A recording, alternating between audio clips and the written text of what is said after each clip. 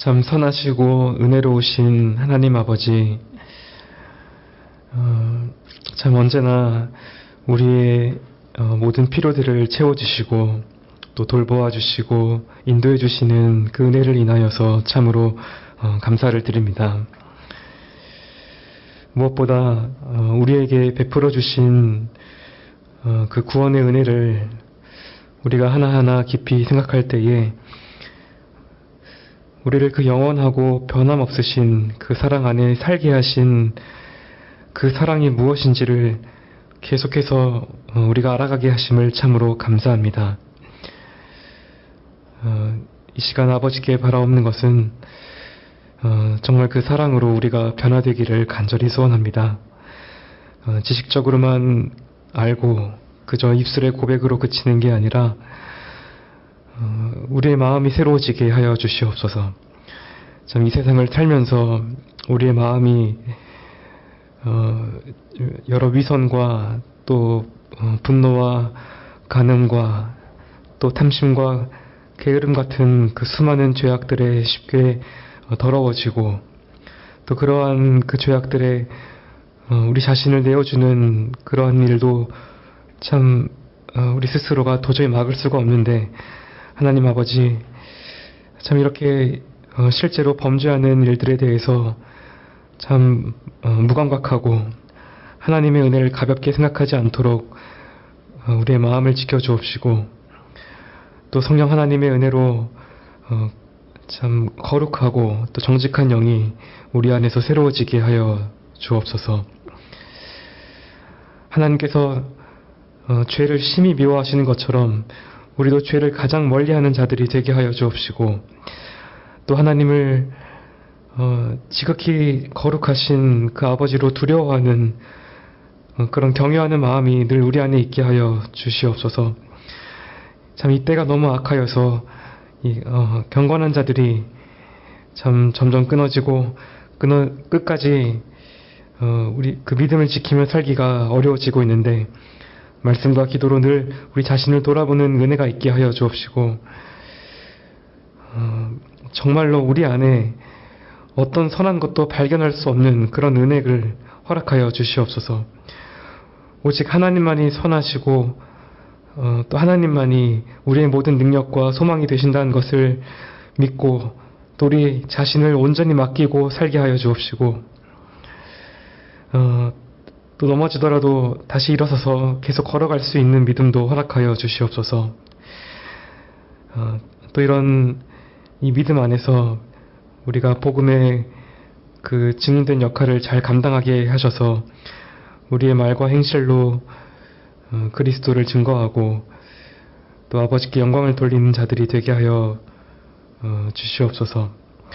이 시간에도 진리의 말씀을 우리에게 교훈하여 주실 때에 바르게 깨닫고 또 순종할 수 있는 은혜도 허락하여 주옵시고 또 아버지의 그 뜻이 우리 안에 이루어지고 하나님께 기쁨이 되는 우리 교회가 될 수 있도록 인도하여 주옵소서. 모든 것을 의탁드리옵고 늘 우리를 사랑하시는 주 예수님의 이름으로 기도드리옵나이다. 아멘. 네, 하나님 말씀 요한일서 5장 13절부터 17절까지를 보도록 하겠습니다.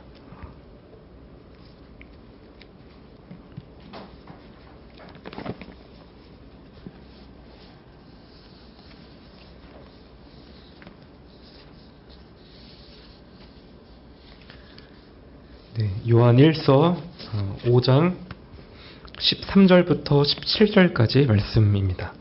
네, 한 절씩 교독하신 다음에 마지막 절 함께 읽도록 하겠습니다.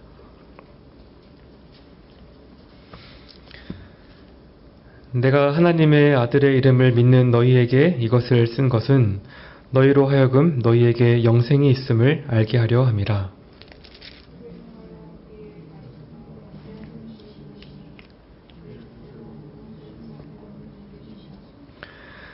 우리가 무엇이든지 구하는 바를 들으시는 줄을 안즉 우리가 그에게 구한 그것을 얻은 줄을 또한 아느니라.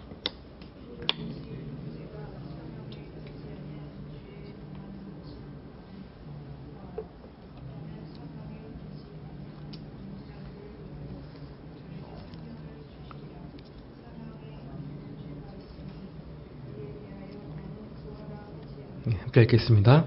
모든 불의가 죄로 돼 사망에 이르지 아니하는 죄도 있도다. 아멘.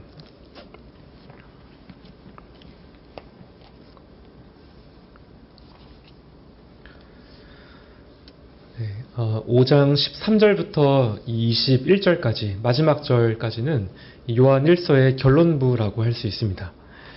여기에는 요한이 그동안 언급했던 그 핵심적인 내용들이 반복이 되고 있는데 이 모든 것들이 이 13절에 나타난 한 가지 목적을 위한 겁니다.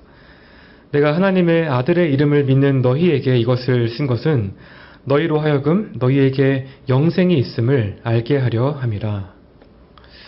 한마디로 확신을 갖게 하려는 건데요. 그래서 13절부터 이 결론부를 이렇게 쭉 살펴보시면 계속해서 등장하는 단어가 하나가 있습니다. 바로 안다라는 표현이죠. 요한이 너희가 무언가를 분명히 알고 있다라고 해서 반복해서 계속 말을 하고 있습니다. 사실 우리가 참 이 세상에서 이 무언가를 확신한다, 그렇게 확신을 한다고 하는 게 참 어려워 보입니다. 오히려 세상은 온통 불확실한 것들로 가득 차 있죠. 기본적으로 사람들은 미래를 알 수 없기 때문에 어떤 건강이나 또 재정적인 그런 문제나 또 끊임없는 사고들을 대할 때에 두려움을 갖습니다. 그래서 이런 불안과 불확실함을 조금이라도 줄여보려고 정말 많은 노력과 또 비용들을 투자하죠. 운동을 한다든지 아니면 여러 가지 또 보험을 들기도 하고 또 자산을 투자하기도 합니다. 또 최근에는 갈수록 그 점이나 사주나 운세를 보는 그런 사람들이 점점 많아지고 있다고 하는데요. 조금 들으면 약간 이상하기도 하죠. 지금처럼 과학이 발달을 하고 합리적인 그런 사고가 지배하는 이런 시대에서 왜 사람들이 그런 초자연적인 것들을 관심을 갖는 걸까요? 여기에는 좀 역설적인 그런 면이 있는 것 같습니다. 예를 들어서 지금은 그 AI 시대라고도 불리는데, 이 AI 때문에 참 우리 그 삶의 전반이 참 크게 바뀌게 되었죠. 이게 분명히 우리 삶의 질을 좋아지게 만들어준 그런 측면이 있습니다. 하지만 한편으로는 사람들이 좀 불안해하기도 합니다. 왜냐하면 그 AI가 그 기술력이 그 인간의 어떤 통제와 또 예측 가능한 범위를 자꾸 넘어서다 보니까 과연 이 기술이 우리의 삶을 어떻게 미래에 바꿔놓을 것인가에 대해서 사람들이 불안해하는 거죠. 그래서 사람들이 보다 어떤 그 좀 예측이 가능하고 통제가 가능한 미래의 어떤 그 서사를 이렇게 찾으려고 하고요. 어떤 이 과학이라고 하는 어떤 확률보다 이 확실한 답을 주는 어떤 이 무속이나 이 점술의 매력을 느끼게 되는 거죠. 하지만 이 세상의 그 어떤 것도 우리의 그 앞날을 완벽하게 보장해 주지 못합니다. 우리 인간의 어떤 노력도 영원한 평안을 가져오지 못합니다. 왜냐하면 세상의 모든 것들은 다 변하고 또 결국에는 사라져 버리기 때문이죠. 심지어 지금은 어떤 그 절대적인 그 진리라고 하는 게 그런 건 없다라고 그렇게 말을 하는 시대입니다. 각자가 믿는 것이 다 진리일 뿐이고 그것을 서로가 인정해 주는 게 중요하다라고 말을 하는 거죠. 이처럼 확고한 기준이 사라진 이 세상에서 많은 사람들이 불안과 두려움에 시달리고 있습니다. 어디에서도 안식을 찾지 못하고 영적으로도 깊은 허무감에 빠져 있는 거죠. 그런데 이렇게 불확실한 세상에서 우리에게 절대적인 그 신뢰와 평안을 주는 단 한 가지가 있습니다. 바로 이 하나님의 거룩한 계시의 말씀인 이 성경 말씀이죠. 사실 이렇게 말하면 어떤 사람들에게는 이런 말들이 조금 거슬릴 수 있지만 성경은 정말로 그런 책입니다. 이 성경은 온 우주의 처음과 마지막이 어떠한지를 알려주고 있고요. 또 사람이 태어난 목적이 무엇인지를 알려줍니다. 또 지금 세상이 왜 이렇게 망가졌는지도 알려주고 있죠. 또 이런 비참함에서 어떻게 우리가 구원을 받을 수 있고 또 어떻게 삶을 살아가야 하는지, 또 우리 죽음 이후에 영원한 운명에 대해서도 변함없는 진리를 선포합니다. 그리고 하나님께서 우리가 이 모든 것들에 대해서 확신을 갖기를 원하십니다. 그분의 자녀들이 늘 계속해서 어떤 불확실함과 의심을 품고 이 세상에서 마치 고아처럼 그렇게 살아가기를 원치 않으시는 거죠. 이 사도 요한이 요한 1서를 기록한 목적도 바로 여기에 있습니다. 오늘 13절에서 밝히듯이 요한은 독자들이 무엇보다 영생을 가졌다는 이 사실을 알기 원했습니다. 유혹과 이 시험이 가득한 이 세상이 끊임없이 그 구원에 대해서 의심을 하게 만들지만 결코 그렇지 않다. 너희는 영생을 가진 자들이고 이를 분명하게 깨닫게 하기 위해서 내가 이 서신을 쓴다라고 그렇게 말을 하는 거죠. 그리고 앞에서 이제 우리가 살펴봐 왔지만 그 근거들을 쭉 말해 왔는데요. 이제 결론부에서 그 내용을 다시 정리를 하고 있습니다. 그래서 오늘 이 시간과 또 다음번에 걸쳐서 이 내용들을 한번 살펴보려고 합니다. 먼저 요한은 예수님을 믿는 자들에게 영생이 있다라는 이 사실부터 시작을 합니다. 이것과 관련된 그 요한의 어떤 공식적인 그 논증이 바로 앞에 12절에서 사실상 마무리가 되었는데요. 아들이 있는 자에게는 생명이 있고 하나님의 아들이 없는 자에게는 생명이 없느니라. 우리가 그동안 살펴본 것처럼 요한은 어떤 면에서 바로 이 한 가지 사실을 계속해서 논증을 해왔던 것입니다.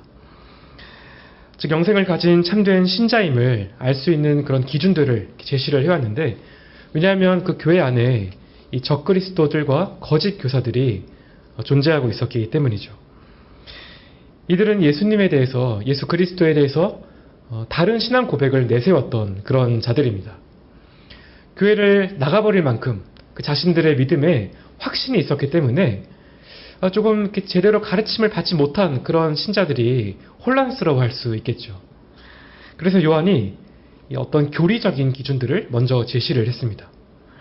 무엇보다 예수님께서 실제로 육체를 입고 이 땅에 오신 하나님의 아들이라는 그 사실을 시인하는 게 매우 중요하다라고 했고요. 또 내가 참된 신자라고 해도 죄가 없다고 말을 하는 게 아니라 빛이신 하나님 앞에서 자신의 그 죄인됨을 인정하는 게 중요하다라고 말을 했습니다. 이런 게 교리적인 기준이었죠. 또 요한은 이런 그 진리 안에 거하는 자들에게 반드시 나타날 수밖에 없는 그런 도덕적인 기준들도 제시를 했습니다. 참된 신자는 하나님의 계명에 순종하면서 살아야 하고요.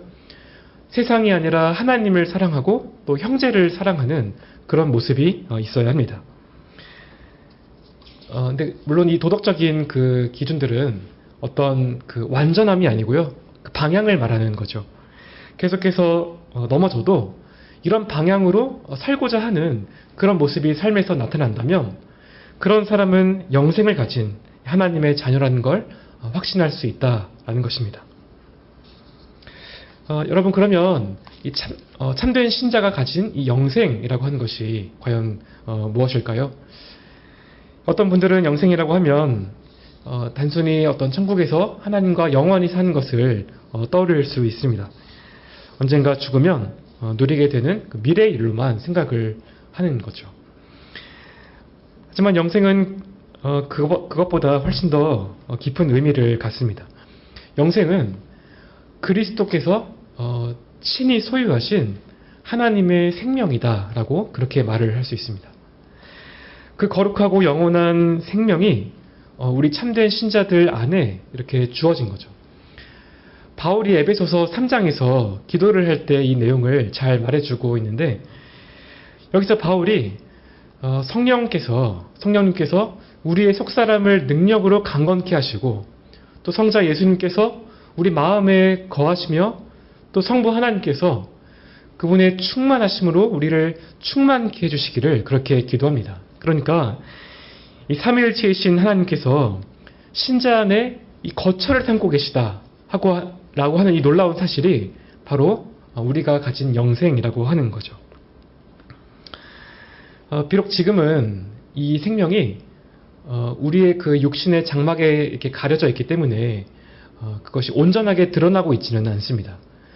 하지만 분명히 이 영생이 우리 안에 들어와 있는 그 영적인 실제이죠. 나중에 천국에 가서야 얻게 되는 그런 것이 아니라 이미 우리 안에 들어와 있는 완전하고 충만한 생명인 것입니다. 따라서 신자라고 해도 이 사실을 알지 못하면 늘 의심과 어떤 두려움 속에 살아갈 수밖에 없겠죠. 좀 전에 말씀드린 그런 어떤 교리적인 기준과 또 도덕적인 그런 기준들을 살펴본다고 해도요. 영생을 잘 알지 못하고 또 다른 데서 확신을 찾고자 하면 계속해서 흔들릴 수밖에 없습니다. 실제로 구원의 확신을 어떤 극적인 감정이나 체험에서 찾으려고 하는 경우가 종종 있습니다. 하지만 이 구원의 증거는 어떤 주관적인 체험이 아니라 하나님의 그 말씀에서 우리가 찾아야 합니다. 어떤 특별한 체험이 우리에게 없다고 해도요. 진리를 향한 그 순종과 형제 사랑의 모습이 우리 안에 나타나고 있다고 한다면 그러면 우리가 영생을 가졌다고 말할 수 있는 거죠. 물론 그 증거가 또 우리 안에 좀 미약하게 그렇게 나타날 수는 있겠지만 우리 안에 정말 내 뜻대로 살고자 하는 어떤 육체의 소욕과 또 하나님의 뜻대로 살고자 하는 그런 성령의 소욕이 계속해서 이렇게 부딪힌다면 그것은 우리가 정말 영생을 가지고 있다는 그런 강력한 표지가 됩니다. 또 범죄하고 나서 우리가 깊은 어떤 공허함을 느끼고 나 자신의 그 죄악된 성향을 미워하고 또 거기서 돌이키려고 그렇게 마음이 든다면 그것도 영생을 가졌다는 강력한 표지입니다. 또 왜냐하면 영적으로 아예 죽어버린 자들은 아예 이런 그 싸움을 하지 않고 또 할 수도 없기 때문이죠. 우리 자신이 이런 영생을 가진 자들임을 확신하면서 그렇게 살아야 합니다. 우리가 이렇게 영생을 확신한다고 하는 게 절대로 어떤 그 교만하거나 또 어떤 육신적인 방종을 추구하는 그런 것이 절대 아니고요. 하나님께서 우리가 얼마나 영광스러운 존재인지를 정말 알기를 원하십니다. 세상에서 고아처럼 우리가 방황하면서 그렇게 살기를 원치 않으시죠. 또 이런 영생의 확신은 마귀의 정죄 앞에서 우리가 무기력해지는 것을 막아주기도 하고요. 또 우리가 거룩한 삶을 사는데 도움을 주기도 합니다. 3장에서 요한이 주를 향하여 이 소망을 가진 자마다 그의 깨끗하심과 같이 자기를 깨끗하게 하느니라고 이렇게 말을 한 것처럼 세상의 유혹을 이겨내고 또 성화의 삶을 살게 하는 거죠. 그래서 우리 안에 영생이 있음을 아는 게 참으로 중요합니다. 이제 요한이 이 영생에 대한 그 확신이 이렇게 강력하게 적용이 되는 그런 영역에 대해서 말을 하고 있는데 그게 바로 기도라고 하는 특권이죠. 그를 향하여 우리에게 가진 바 담대한 것이 이것이니 그의 뜻대로 무엇을 구하면 들으심이라. 우리가 무엇이든지 구하는 바를 들으시는 줄을 안즉 우리가 그에게 구한 그것을 얻은 줄을 또한 아느니라. 지금 요한이 응답받는 기도의 특권에 대해서 말을 하고 있습니다. 방금 우리 안에 있는 그 영생이 아직 우리 안에 있지만 그것이 온전하게 드러나고 있지는 않다라고 그렇게 말씀을 드렸는데요. 이 생명은 우리가 그 세상을 떠나서 하나님의 영원한 임재에 들어갈 때에 그때에 온전하게 드러나게 됩니다. 하나님의 아들들이 영광스럽게 나타나는 그날에 드러나게 되는 거죠. 그런데 그동안에 우리가 이 세상에 살면서 여러 가지 필요들이 있습니다. 영적인 싸움을 해야 하기도 하고 또 현실적으로 걱정해야 될 그런 여러 가지 문제들이 있죠. 그래서 우리가 반드시 하나님께 기도해야 하는데 이때 놀라운 것은 우리가 하나님께 담대하게 구할 수 있다라고 하는 겁니다. 이 담대함이라고 하는 이 단어는 그 민주주의가 시작된 그리스에서 이렇게 온 단어인데요. 고대 그리스에서 그 시민 회의를 의회를 열 때에 시민들이 내가 시민이라고 하면 누구든지 자유롭게 발언을 할 수 있었습니다. 이게 그 시민의 권리였는데 이처럼 우리도 하나님 앞에 나아가서 자유롭고 담대하게 그렇게 구할 수가 있다는 거죠. 이게 어떻게 가능할 것인가 할 때에 그건 우리가 영생을 가졌기 때문에 그렇다고 하는 것입니다. 이 영생은 우리가 하나님과 놀랍도록 친밀한 관계를 가졌다는 걸 의미합니다. 다시 말하면 나에게 영생이 있음을 내가 정말 안다면 내가 하나님의 자녀라는 것을 안다는 것이고요. 또 내가 하나님의 자녀임을 안다면 하나님께서 나의 아버지가 되신다는 것도 잘 안다고 하는 거죠. 내가 사랑하는 그런 어떤 자녀로서, 사랑받는 자녀로서 하나님께 온전히 받아들여졌다는 것을 확신한다는 것입니다. 그래서 우리가 하나님께 나아갈 때에 좀 멀리 떨어져 계신 어떤 두려운 그 창조주께 나아가는 것이 아니고요. 마치 사랑하는 그 아버지에게, 나를 사랑하시는 그 아버지에게 자녀가 나아가는 것처럼 우리가 그렇게 나아가는 것이죠. 그리고 담대하게 무엇을 구하면 하나님께서는 그 기도를 들으신다라고 합니다. 여기 들으신다는 이 표현도 하나님께서 그냥 기계적으로 들으신다는 게 아니고요. 매우 특별한 표현이죠. 하나님의 그 귀가 항상 우리를 향해서 열려 계시고 또 그분의 그 마음이 우리를 향해 항상 있다라고 하는 그런 말입니다. 하나님은 우리를 정말 영원하신 그 사랑으로 우리를 사랑하시고요. 우리의 머리털도 다 세시고 우리에게 항상 관심을 갖고 계시죠. 그래서 우리의 그 기도와 간구도 항상 그 들으실 준비를 하고 계십니다. 따라서 우리가 항상 하나님 보좌 앞에 나아갈 때에 물론 거룩한 두려움도 있어야겠지만 정말 담대하게 나아갈 수 있습니다. 히브리서 기자가 이거를 강조하고 있죠. 히브리서 4장 16절에 그러므로 우리가 긍휼하심을 받고 때를 따라 돕는 은혜를 얻기 위하여 은혜의 보좌 앞에 담대히 나아갈 것이니라. 또 10장 19절에서도 이렇게 말합니다. 그러므로 형제들아 우리가 예수의 피를 힘입어 성소에 들어갈 담력을 얻었다라는 것입니다.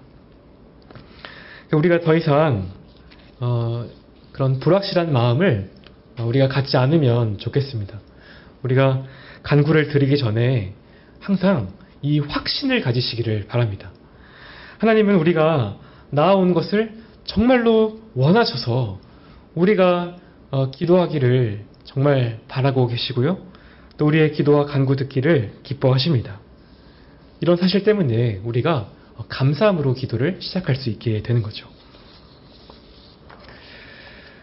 여러분 이처럼 영생을 가진 이 신자들은 언제든지 하나님께 나아가서 구할 수 있는 이런 그 특권이 있습니다.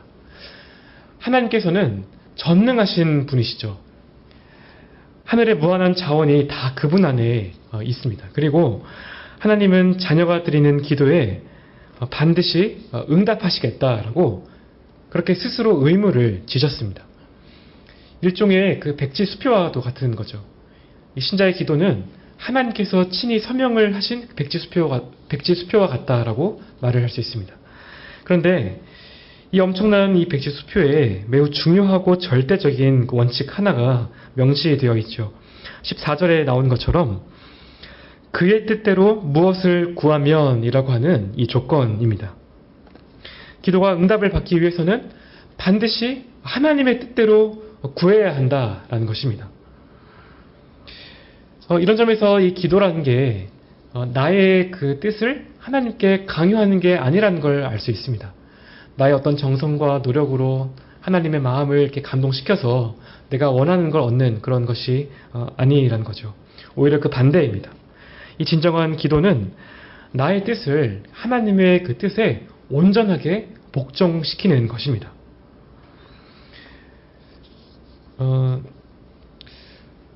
물론 참 우리 그 생각에 어떨 때에는 나의 생각이 이루어지는 것이 더 좋은 것이 아닌가라는 그런 생각이 들 수도 있습니다.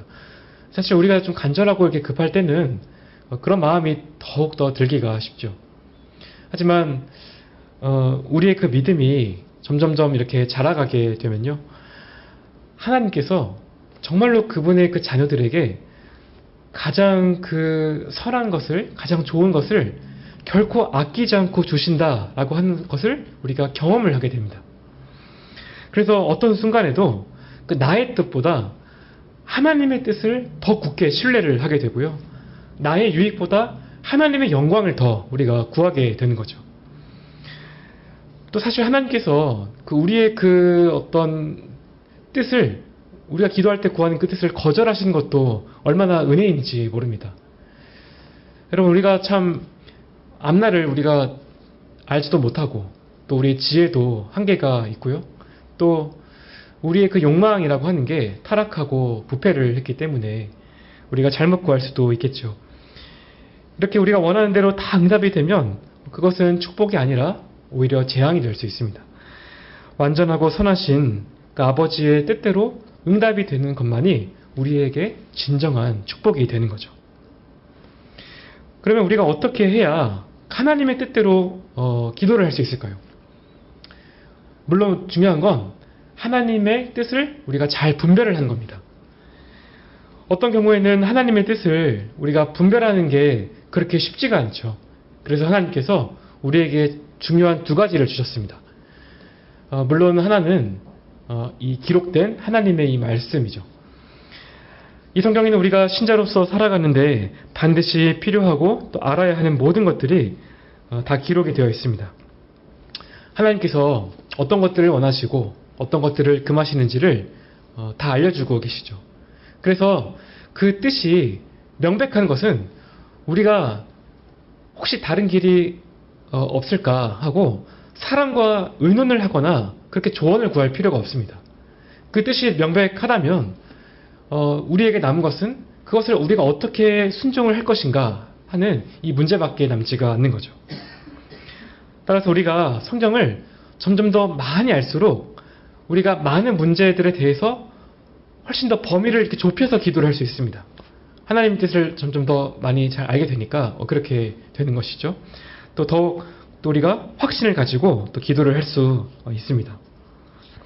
또 우리가 하나님의 뜻을 분별하기 위해서는 이 성경뿐만이 아니라 또 우리 안에 내주하시는 또 성령 하나님을 의지해야 합니다.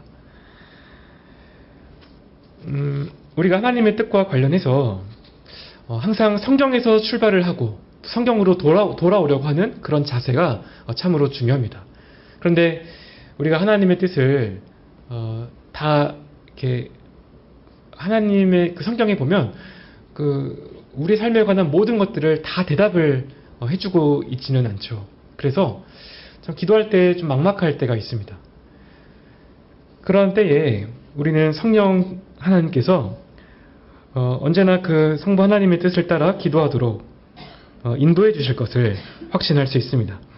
로마서 8장 말씀처럼 성령께서는 또 우리의 연약함을 도우시고 하나님의 뜻대로 우리를 위해 친히 간구하는 분이시기 때문이죠.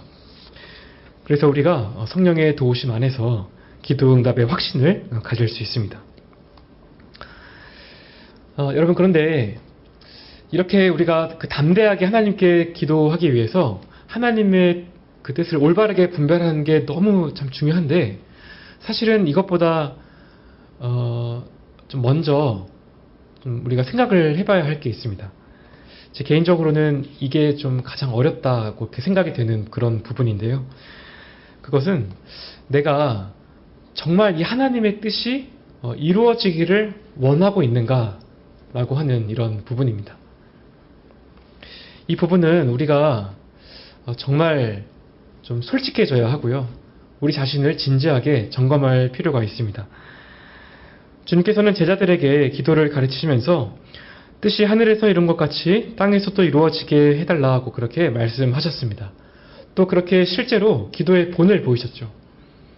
가장 순종하기 어려운 그 십자가를 앞에 두시고 겟세마네 동산에서 그러나 나의 원대로 마옵시고 아버지의 원대로 하옵소서 하고 기도하셨습니다. 하지만 우리의 기도는 어떻습니까? 많은 신자들이 입술로는 하나님의 뜻을 말하지만 정작 그 마음은 자기 자신에게 가 있는 경우가 많이 있습니다. 하나님의 뜻이면 내가 무엇이든지 다 순종을 하겠다는 그런 마음이 없는데도 당장 눈앞에 닥친 문제를 해결하고 또 내 소원을 성취하고 또 안락함을 유지하기 위해서 하나님의 뜻을 구하게 되는 거죠. 하지만 하나님께서는 우리 마음의 중심을 보십니다. 우리가 구하는 그 입술의 그 말에 그 무게를 공의의 저울로 달아보십니다.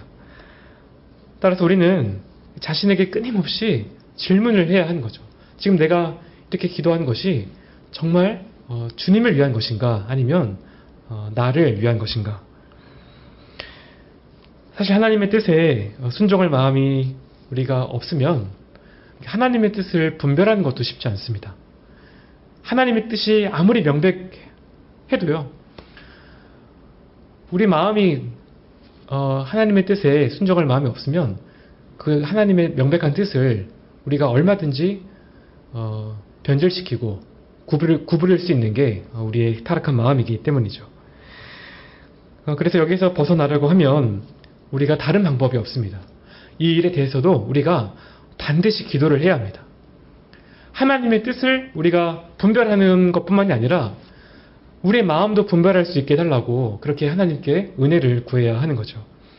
그리고 헛된 동기가 드러났을 때에 그 죄를 고백하고 또 우리 마음을 새롭게 해달라고 그렇게 기도해야 합니다. 그러면 이렇게 나의 고집을 꺾고 또 하나님의 뜻을 우리가 온전하게 갈망할 때에 그럴 때에 어떤 일이 일어나게 될까요? 다시 15절을 보시면 요한은 우리가 무엇이든지 구하는 바를 들으시는 줄을 안즉 우리가 그에게 구한 그것을 얻은 줄을 또한 아느니라 고 말합니다. 이 절대적인 확신을 주는 참 놀라운 말씀이죠. 지금 요한이 그 기도 응답이 아직 우리 눈에 보이지 않는 상황에서 이것을 전제하고 이런 말을 지금 하는 겁니다. 나를 어렵게 하는 현실은 전혀 변하지 않은 것 같습니다.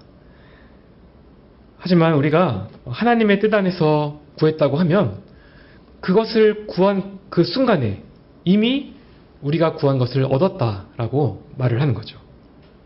물론 그 결과가 실제로는 좀 시간이 지나야 우리가 경험하는 게 대부분이겠지만 하나님께서는 기도를 들으실 때에 이미 응답을 하셨습니다. 이미 그 응답을 준비를 하셨고요. 이미 완료가 되었습니다. 다만 적절한 때에 그것이 우리 안에서 나타날 수 있게 그렇게 역사를 하시는 거죠. 예나 아니오처럼 우리에게 직접적으로 그렇게 응답을 하실 수도 있고요. 또 응답을 미루시거나 또 우리가 구했던 것과 다른 방식으로 응답을 해주시기도 합니다. 이런 다양한 경우가 또 성경에도 잘 나와 있는데요. 또 예를 들어서 바울이 그 육체의 가시를 없애달라고 하나님께 간절하게 3번을 구했습니다. 하지만 하나님께서 그 기도의 응답을 거절하셨죠. 대신에 그 상태로 바울을 두셔서 하나님의 능력이 더욱더 온전해지게 그렇게 하셨습니다. 그런 은혜를 바울에게 주신 거죠. 이처럼 하나님의 뜻 안에서 구해도 응답의 방식은 다양할 수 있습니다. 하지만 그 중요한 것은요, 반드시 우리가 하나님 뜻 안에서 기도할 때에 반드시 선하게 응답하신다는 그 확신을 우리가 가질 수 있다라고 하는 것입니다. 이런 확신이 참 우리의 기도에 있어서도 참 중요합니다. 우리가 믿음으로 기도해야 한다는 것은 알지만 우리 믿음이 자꾸 흔들릴 때가 있죠. 한편으로 이 기도가 정말 응답이 될지 불안하고 의심이 될 때가 있습니다.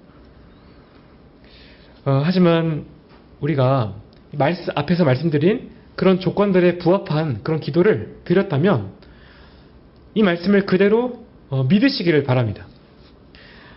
하나님의 뜻대로 구한 기도는 이미 응답을 받은 줄로 알고 우리가 확신하고 감사해야 합니다.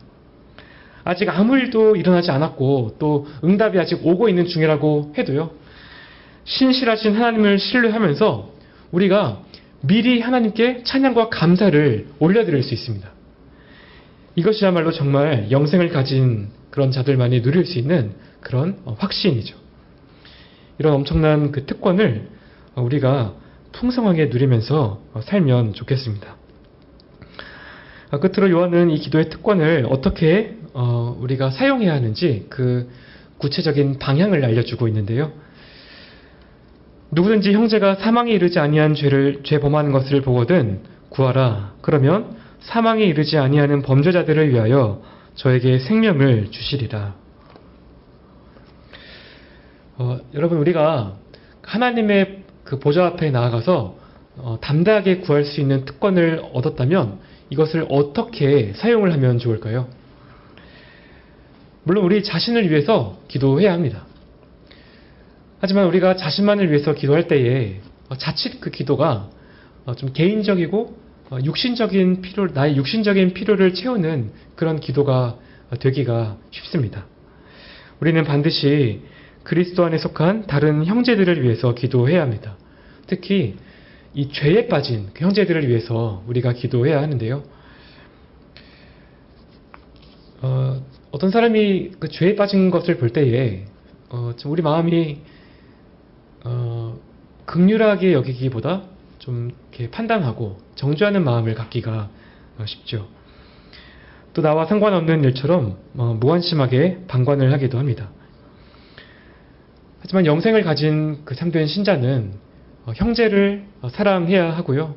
그 사랑의 실천이 바로 이 기도이기 때문에 요한이 형제가 죄 범하는 것을 보거든 구하라 라고 명령을 하는 거죠. 그러면 하나님께서 우리의 기도를 들으시고 그 형제를 회복하기 위한 생명과 회복의 은혜를 베풀어 주십니다. 이처럼 기도가 형제를 살리고 교회를 세우는 강력한 도구라고 할 수 있습니다. 그런데 16절 하반절을 보시면 우리 마음을 무겁게 하는 한 가지 예외가 등장합니다. 사망에 이르는 죄가 있으니 이에 대하여 나는 구하라 하지 않노라 라고 하는데 여러분, 이 사망에 이르는 죄라고 하는 게 도대체 무엇일까요? 다양한 해석이 있지만 그 요한일서 이 전체의 그 문맥과 또 영생이라고 하는 주제를 생각할 때에 이 죄는 그 예수 그리스도의 성육신을 부인하고 복음을 고의적이고 최종적으로 부인하는 자들의 영원한 멸망을 의미한다라고 보입니다. 요한일서의 그 배경이 되는 그 적그리스도들과 또 거짓 교사들처럼 진리를 그것을 알면서도 의도적으로 왜곡하고 교회를 파괴하려고 하는 그런 자들을 가리키는 거죠. 그런데 놀랍게도 요한이 이런 자들에 대해서 더 이상 구하라 하지 않노라 라고 말을 합니다. 그들의 영원한 구원을 위해서 기도한 것을 좀 유보하라 라고 하는 거죠. 왜 이런 말을 하는가? 왜냐하면 이런 자들이 결국에는 하나님의 심판을 받고 영원한 멸망에 이르게 되기 때문입니다. 따라서 그들을 심판하시는 하나님께 맡겨야 한다라는 거죠. 그런데 사실 여기에 조금 어려운 점이 있습니다. 일단 우리가 누가 최종적으로 구원을 받고 못 받는지를 우리가 확신하기가 어렵죠. 하지만 우리 현실에 이렇게 복음을 회방하고 교회를 무너뜨리려고 하는 세력들이 분명히 존재합니다. 그러면 이런 자들을 위해서 우리가 어떻게 기도해야 하는가 할 때에 먼저는 우리가 함부로 다른 사람을 판단해서 기도를 포기해서는 안 된다라고 하는 거죠. 방금 말씀드렸듯이 우리가 누가 택자이고 아닌지를 알 수가 없습니다. 따라서 나를 이렇게 박해하는 어떤 원수나 악인이라고 해도요, 기본적으로는 그들의 회심을 위해서 우리가 끝까지 긍휼한 마음을 품고 기도해야 합니다. 마치 그 스데반 집사님이 자신을 그 돌로 치는 자들을 위해서 끝까지 기도했던 것처럼 그런 마음을 가지고 우리가 기도해야 하는 거죠. 하지만 그런 자들 중에 분명 의도적이고 지속적으로 이 복음을 대적하고 또 교회를 파괴하는 그러한 자들이 있습니다. 정말 그 악행이 너무나 노골적이고 극단적일 때에 그때는 어떻게 우리가 해야 할까요? 그때는 매우 신중한 분별력을 잘 발휘를 해서 우리 기도의 방향을 조금 바꾸는 일이 필요합니다. 억지로 그들의 회심을 계속해서 구하며 그렇게 매달리기보다는 주님의 교회를 저 악한 세력으로부터 보호하여 주시고 또 공의로 심판해 달라는 탄원을 할 수가 있는 거죠. 우리가 아무런 영적인 그런 분별력이 없이 그저 무조건 사랑하고 포용하는 게 항상 정답은 아니라라고 하는 것입니다. 하지만 이렇게 탄원을 하는 그 기도를 드릴 때도 우리가 매우 신중해야 합니다. 무엇보다 우리 자신을 경계를 해야 하는데요. 그런 악인들을 심판해 달라고 하는 이 기도를 절대로 우리 개인의 어떤 복수심에서 출발하지 말아야 합니다.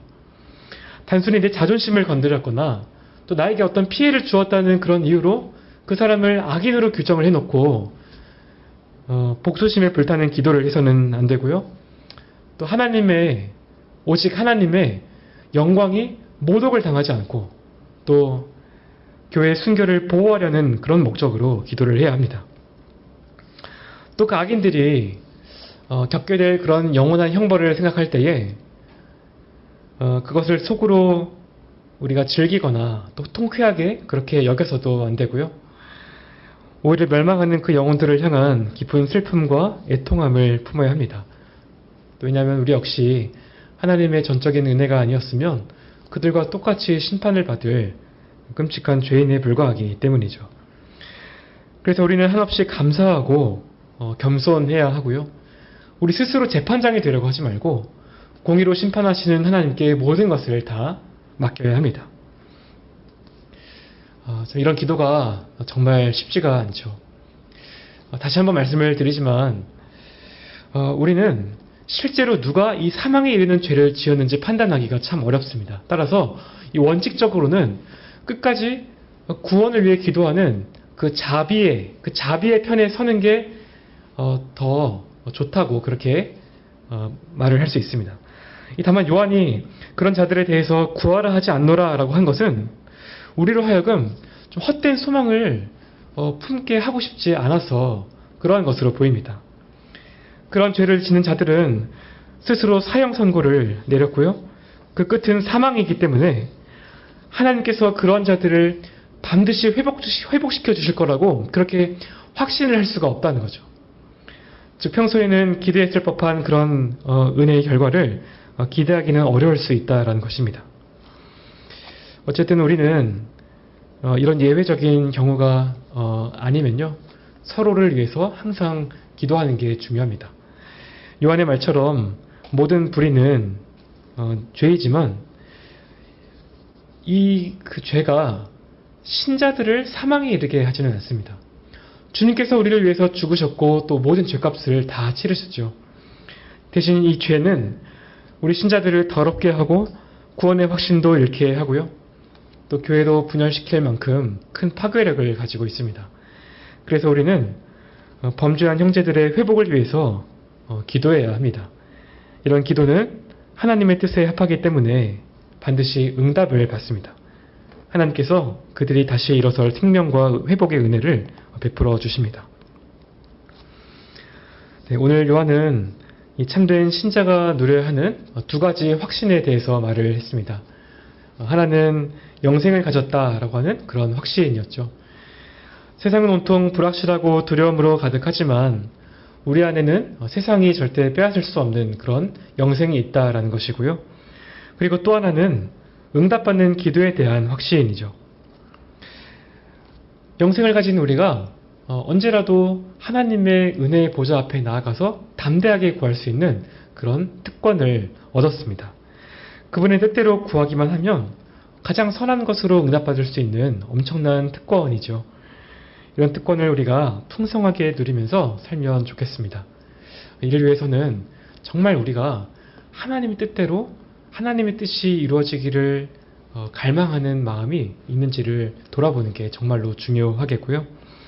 또 우리는 범죄한 형제들의 회복을 위해서도 간절하게 기도해야 합니다. 동시에 이 복음의 진리를 회방하는 그런 악한 세력들 앞에서는 하나님의 영광과 또 교회의 순결을 먼저 생각하는 그런 영적인 분별력도 가져야 합니다. 이러한 기도들이 반드시 응답을 받습니다. 이런 확신을 가지고 믿음으로 기도할 때에 하나님께서 형제를 살리시고 또 교회를 든든하게 세워가실 것입니다.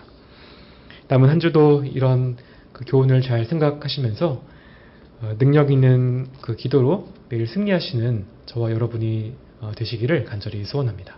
네, 함께 기도하고 마치겠습니다.